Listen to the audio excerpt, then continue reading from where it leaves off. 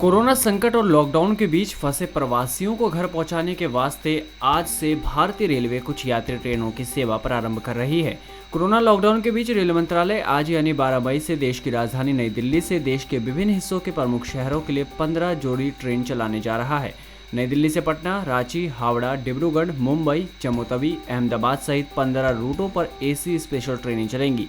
Railway ने special ट्रेनों के लिए टाइम टेबल की घोषणा कर दी है। इनमें से कुछ ट्रेनें हर दिन चलेंगी तो कुछ सप्ताह में 2 दिन और कुछ साप्ताहिक हैं। यहाँ ध्यान देने वाली बात है कि ये सभी ट्रेनें एसी हैं जिसका किराया राजधानी के समान है। इन स्पेशल ट्रेनों की टिकट के लिए रविवार शाम को IRCTC की वेबसाइट पर बुकिंग हुई। ये विशेष ट्रेनें नई दिल्ली रेलवे स्टेशन से चलेंगी और डिब्रूगढ़, अगरतला, हावड़ा, पटना, बिलासपुर, रांची, भुवनेश्वर, सिकंदराबाद, बेंगलुरु, चेन्नई, तिरुवनंतपुरम, मडगांव, मुंबई सेंट्रल, अहमदाबाद और जम्मू तवी को जाएंगी।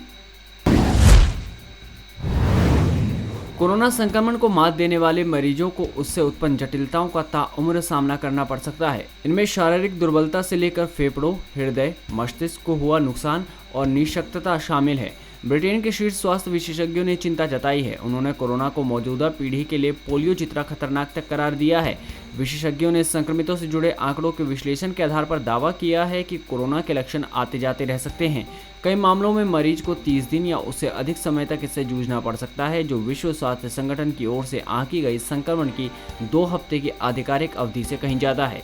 सघन चिकित्सा में रखे गए मरीजों को कोरोना ठीक होने के बाद हृदय, फेफड़ों और मांसपेशियों के विकार की समस्या सता सकती है। कोरोना महामारी से मुकाबले के बीच प्रधानमंत्री नरेंद्र मोदी के जान भी जहान भी पर अमल करते हुए पर्यटन उद्योग फिर से खड़ा होने का खाका तैयार करने में जुट गया है, ताकि लॉकडाउन खत्म होने के बाद पर्यटकों को कोरोना संक्रमण से बचाव के तमाम उपायों के साथ घूमने फिरने की सुविधाएं उपलब्ध कराई जा सके। पर्यटन मंत्रालय के एक वरिष्ठ अधिकारी ने कहा कि जान भी जहान भी को ध्यान में रखते हुए रणनीति का खाका तैयार कर रहे हैं। हमारी कोशिश है कि लोगों के मन से कोरोना का डर हटाकर उन्हें पूरी आज़ादी के साथ घूमने फिरने का मौका दिया जाए। इसलिए फिलहाल गोवा और पूर्वोत्तर राज्यों पर अधिक ध्यान रहेगा।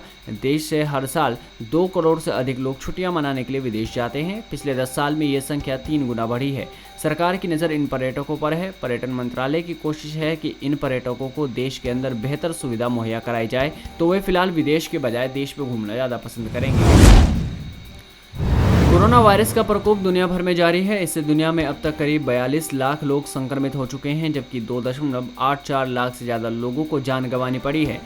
हालांकि इसके बीच कुछ राहत देने वाली खबर यह है कि अब तक संक्रमित मरीजों में से 15 लाख से ज़्यादा ठीक होकर घर लौट चुके हैं। ताज़ा आंकड़ों के अनुसार अब तक कुल 15,09,420 संक्रमित इलाज के बाद ठीक हो चुके हैं। हालांकि अब तक कुल 42,21,750 लोग इसकी चपेट में आए, जिनमें से 2,84,842 ने जान गंवाई। कोरोना वायरस महामारी और तेल की कम कीमत की मार झेल रहे सऊदी अरब ने सोमवार को बुनियादी वस्तुओं पर लगने वाले मूल्य वर्धित कर यानी वैट को 3 गुना कर 15% करने की घोषणा की।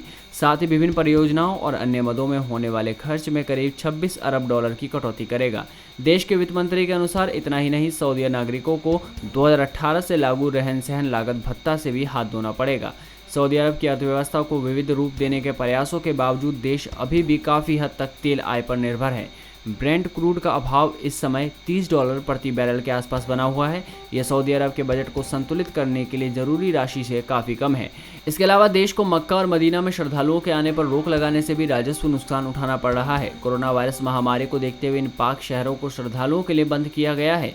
मार्च में तेल के दाम आधे से भी अधिक नीचे आने के बाद खाड़ी क्षेत्र के बड़े तेल उत्पादक देश का ये अब तक का बड़ा कदम है।